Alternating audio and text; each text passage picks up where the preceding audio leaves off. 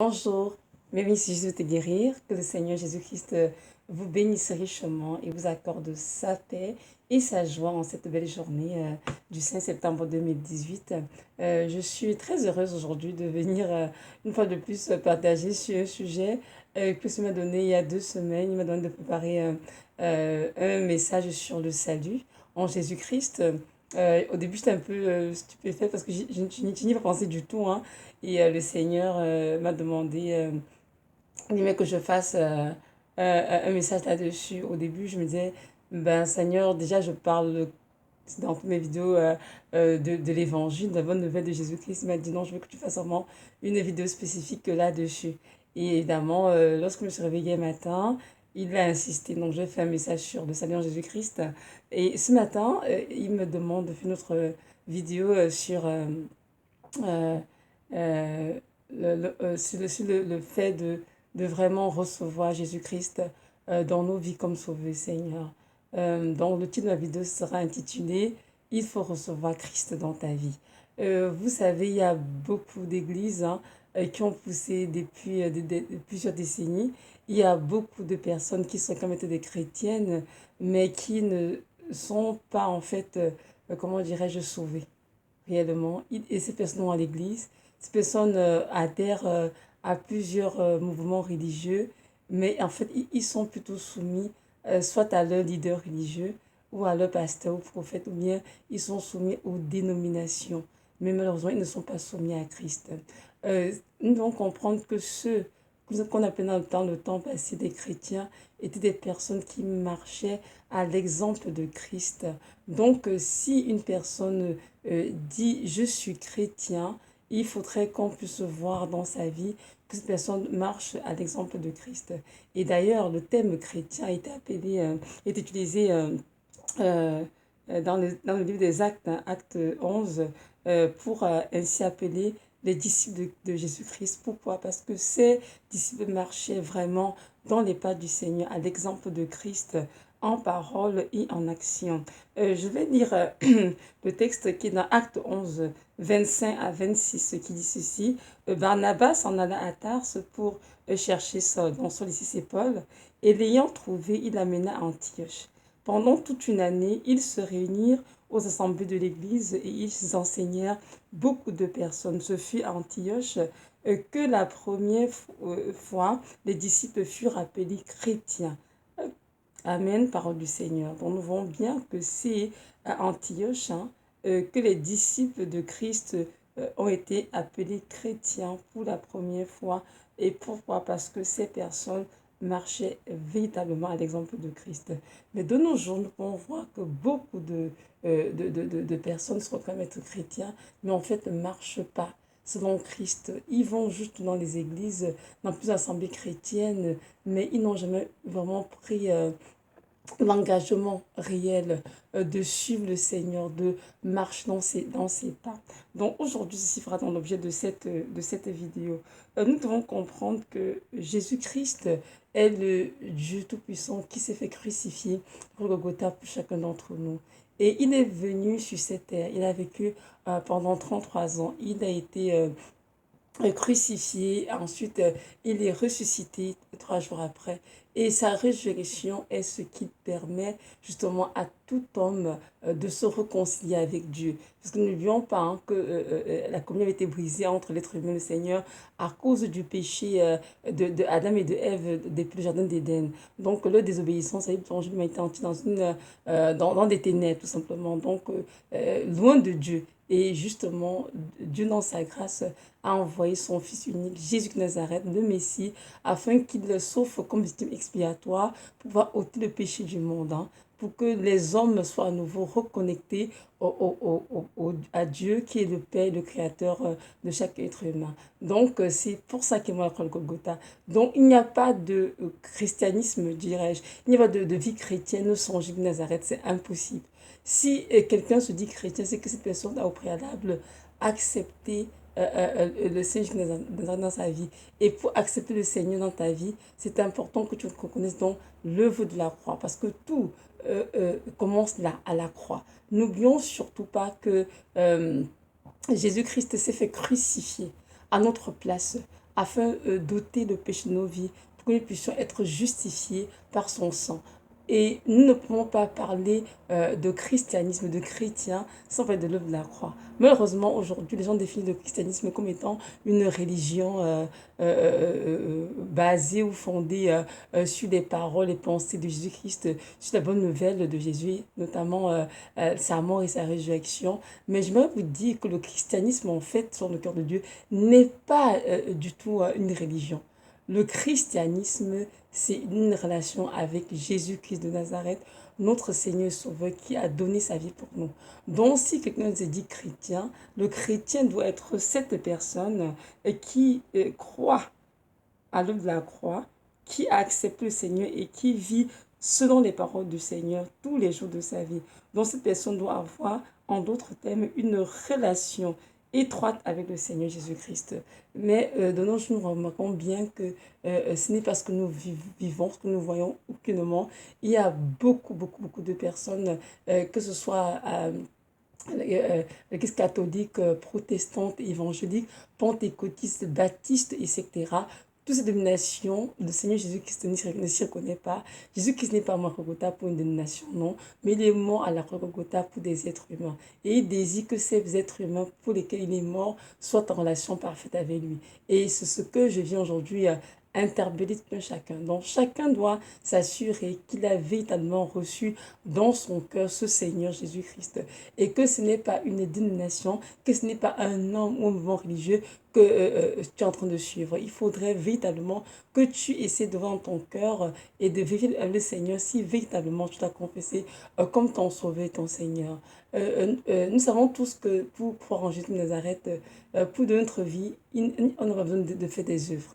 Le salut est un don gratuit venant de Dieu. Tout ce qu'il demande, c'est d'avoir foi en lui. C'est-à-dire d'avoir foi en lui, de reconnaître qu'effectivement, il est le Messie qui va le Golgotha pour chacun d'entre nous. Et vraiment, nous croiser dans notre cœur et confesser dans notre bouche que Jésus-Christ est Seigneur. C'est ainsi qu'on parviendra au salut. Moi, j'ai vu dans beaucoup d'églises, il y a des gens qui ont l'église, des gens qui prêchent, qui enseignent, hein, mais ce qu'ils font, c'est uniquement basé sur la lettre qui, la lettre tue, l'esprit vivifie, mais ils n'ont pas l'esprit en eux parce qu'ils n'ont jamais reçu ce qu'ils en ont vu comme leur sauveur et Seigneur.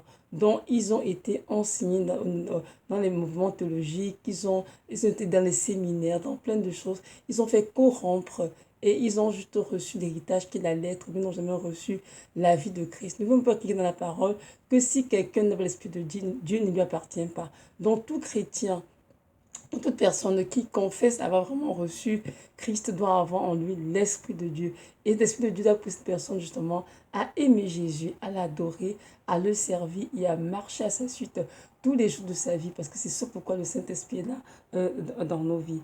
C'est sûr que ça paraît, comment dirais-je, peut-être étrange de dire que beaucoup de gens vont à l'église mais n'ont pas vraiment expérimenté une conversion authentique. Je prends un exemple sur ma propre vie.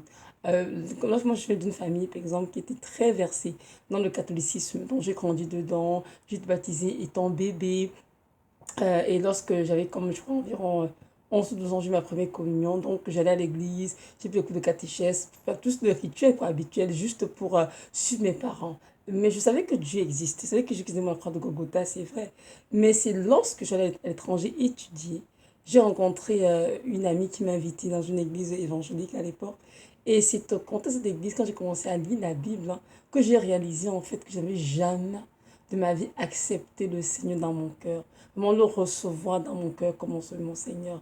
Et donc, pendant qu'on en fait que je servais un Dieu qui était lointain parce que je ne le connaissais pas. Je n'avais aucune relation avec lui. Je savais qu'il existait, mes parents en parlaient. Ma maman était une femme très incluse dans le catholicisme. Elle en parlait tout le temps. On allait à l'église, voyez-vous. Mais je t'ai rendu compte que je ne t'ai pas sauvée, tout simplement. Et aujourd'hui, avec du recul, je me rends compte que ce n'est pas juste l'église catholique, mais l'église évangélique. Même dans les courants baptistes, pentecôtistes, etc., beaucoup de personnes ne sont pas du tout sauvées. Ils vont à l'église comme, c'est pas seulement à l'église, pardon, juste comme pour suivre une nation, peut-être des courants de pensée qui les intéressent. Mais en fait, Jésus-Christ n'est pas au centre de leur vie.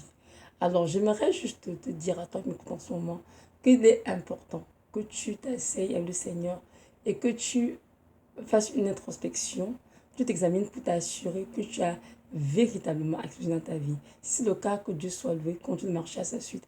Mais si tu te rends compte que tu n'as pas accepté Jésus dans ta vie, c'est important qu'aujourd'hui même, que tu le fasses et que tu comprennes que le salut est un engagement personnel. Tu n'es pas sauvé de manière collective avec qui que ce soit, non. Il s'agit de toi et du Seigneur. Donc c'est important que dans ton lieu secret, que tu t'assures véritablement si tu as vraiment reconnu la croix, si tu acceptes Jésus dans ton cœur comme ton Seigneur et Sauveur, et si est-ce que tu marches à sa suite, c'est très important. Maintenant, si toi tu m'écoutes et que jamais, tu n'as jamais confessé Jésus dans ta vie comme ton Seigneur, tu entends parler de lui depuis plusieurs années, mais depuis, tu es là tranquille, tu continues ta vie, tu as le temps d'avoir une relation avec lui. Je vais te dire que c'est le temps que tu cherches à mettre ta vie en reste, le temps que tu cherches à avoir une relation avec le Seigneur Jésus de Nazareth. Parce que comprenons bien que Dieu nous a sauvés pour que nous puissions entrer en relation avec lui, afin d'avoir une communion parfaite avec lui, pour qu'il puisse par son Esprit Saint conduire nos vies, que nous puissions marcher dans nos destinées. Donc, nous comprenons qu'il est impossible de marcher à la suite de Jésus-Christ si nous n'avons pas de relation avec lui. Il est impossible de marcher, d'entendre sa voix, de faire ce qu'il nous demande si nous n'avons pas de relation avec lui. Il y a beaucoup de chrétiens qui ont des relations avec leur pasteur, leur prophète, des leaders religieux, mais qui n'ont aucune relation avec Jésus de Nazareth. Ils ne font que ce que disent le pasteur, ils ne font que ce que disent les prophètes ou bien les leaders qui les encadrent. Mais ils sont incapables d'entendre la voix de Dieu par eux-mêmes. Ils sont incapables de communier avec le Seigneur, de vraiment l'adorer en esprit en vérité comme Dieu le demande. Alors que Dieu nous a d'abord créé pour son relation avec lui. Et malheureusement, la communion a été brisée dans le jardin d'Éden à cause de la désobéissance de Adam et de Ève. Mais lorsqu'il est donc venu à la croix, il est mort à la croix pour nous, c'était donc justement pour nous réconcilier avec lui, afin que cette communication soit établie. Cependant, il ne force personne. Chacun a la responsabilité d'aller vraiment vers le Seigneur et de dire, Seigneur, je reconnais que je suis un pécheur, que tu vas Golgotha pour moi et je veux t'accepter dans ma vie comme on soumet, Seigneur, à mort repentant de tous mes péchés. On va lire ensemble un texte qui se trouve dans le livre de Romains. Donc, le texte est dans Romains, chapitre 10, des versets 9 à 11. Je vais lire 9 à 11 qui dit ceci. C'est pourquoi, si tu confesses de ta bouche le Seigneur Jésus, et si tu crois dans ton cœur que Dieu l'a ressuscité des morts, tu seras sauvé. Car c'est du cœur que l'on croit à la justice, et c'est de la bouche que l'on fait profession pour le salut, selon ce que dit l'Écriture. Quiconque croit en lui ne sera pas confus. Amen. Donc nous voyons bien que le texte est très clair dessus. C'est Paul qui atteste aux Romains. Donc c'est en croyant du cœur que tu parviens à la justice, et c'est en confessant de la bouche que l'on parvient au salut.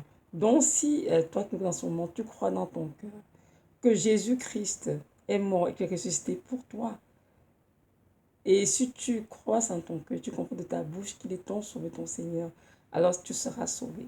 Donc croire en Dieu n'est pas, comment dirais-je, une confession légère, hein, de la bouche, mais ça vient vraiment de notre cœur. Donc l'engagement qui est pris à suivre le Seigneur vient vraiment d'un cœur brisé, contrit, d'un cœur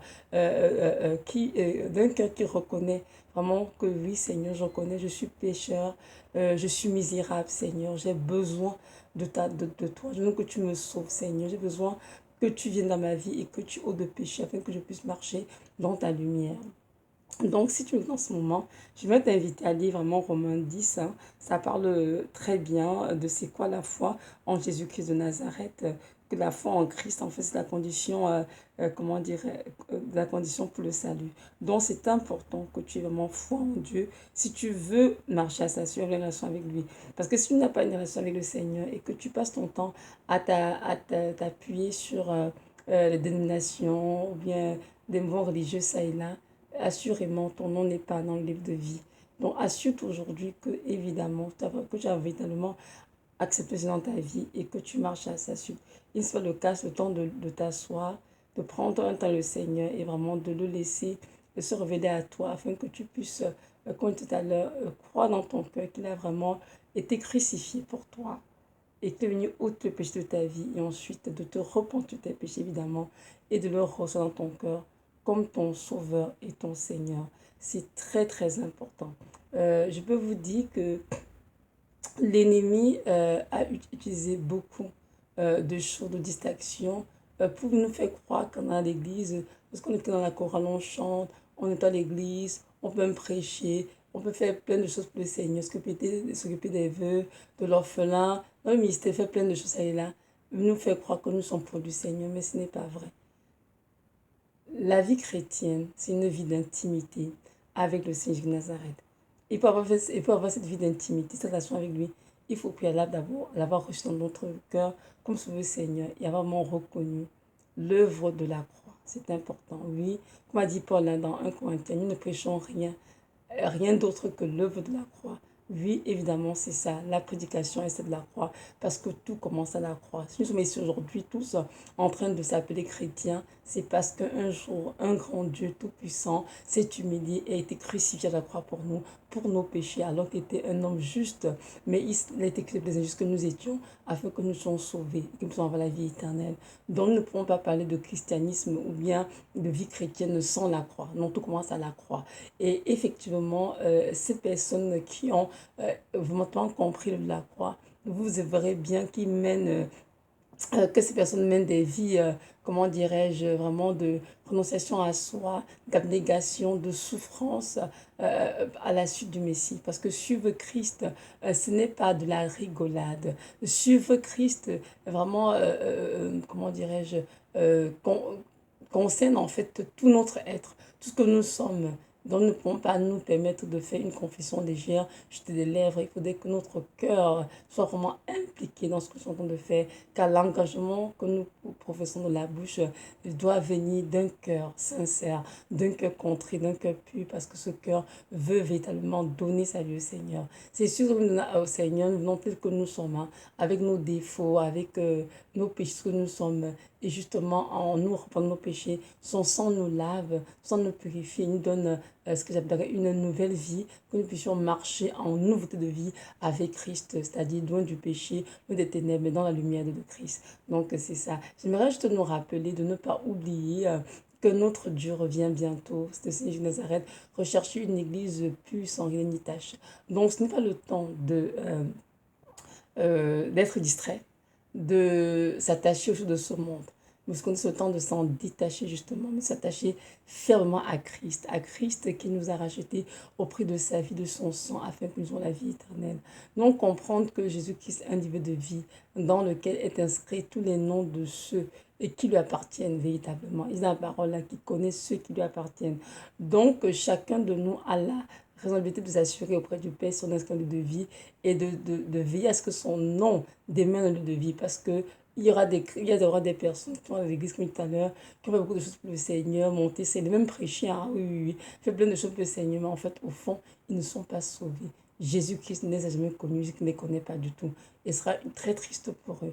Donc, ils ont encore du temps, donc nous sommes dans la grâce de nous réveiller et que chacun s'assure que oui, mon nom est de vie et de continuer de nous sanctifier, de vivre vraiment dans la pureté, loin de la luxure de ce monde, loin du luxe, loin de tout ce qui est mauvais, tout ce qui est mondain tout simplement, et de demeurer vraiment au pied de Jésus-Christ. Parce que c'est ce Dieu qui nous a sauvés, et c'est ce Dieu aussi qui nous donne cette grâce de nous sanctifier, de nous tenir de tout ce qui est souillé, afin vraiment d'être des enfants saints. Quelle est dans ta parole, dans sa parole, je suis saint, soyez donc saints. Donc Dieu s'attend à ce que nous puissions vraiment avoir des vies de sanctification permanente. C'est pris l'écrit dans Hébreux 12, verset 14, recherchez la paix avec tous et la sanctification sans laquelle personne ne verra le Seigneur. Donc notre Dieu nous demande de rechercher la sanctification. Donc, et lorsque nous recherchons la sanctification, il nous aide, le Saint-Esprit, à nous sanctifier, à nous purifier, à ôter de nos vies toutes les saletés qui pourraient nous empêcher d'entrer au ciel. Donc voilà, c'est ça. J'aimerais juste aussi nous encourager à prier pour nos familles, pour les personnes qui ne sont pas autour de nous. Parce que nous, bon, déjà, tout le monde remarque, hein, moi je vois qu'il y a beaucoup de personnes qui ne connaissent pas Christ. Hommes, femmes et enfants, ce sont des personnes qui sont encore sous l'emprise du diable, et c'est important que nous continuions d'intercéder pour ces âmes afin que Dieu les touche et les transfère des ténèbres à son admirable lumière. Donc voilà, c'est ça. Soyez richement bénis. Que le Dieu de paix et le Dieu de toute grâce vraiment vous comble de tous ses biens, de ses bontés et vous donne aussi une cape hein, de rester dans la prière et de ne pas vous décourager. Donc voilà, soyez puissamment fortifiés dans le nom puissant de Jésus. Amen.